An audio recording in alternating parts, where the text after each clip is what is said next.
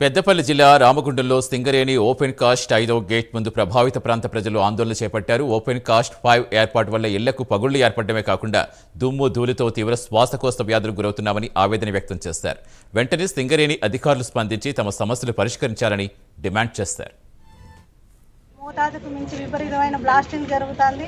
ఆ బ్లాస్టింగ్కు విపరీతమైన దుమ్ము, విపరీతమైన వాసన, దాంతో ఇళ్లలో ఉండలేకపోతాను.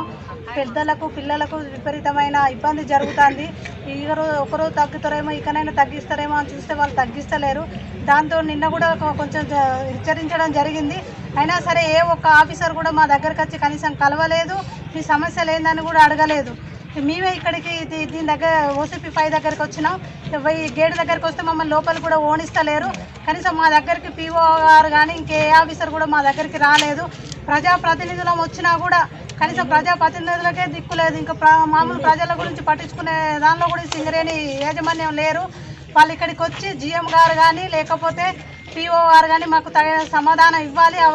మోతాదుకు మించి తగ్గించి వాళ్ళు బ్లాస్టింగ్ చేస్తామని హామీ ఇచ్చేంత వరకు మేము ఇక్కడ నుంచి కదిలేదే లేదని మా డివిజన్ ప్రజల తరఫున మేము హెచ్చరిస్తున్నాం.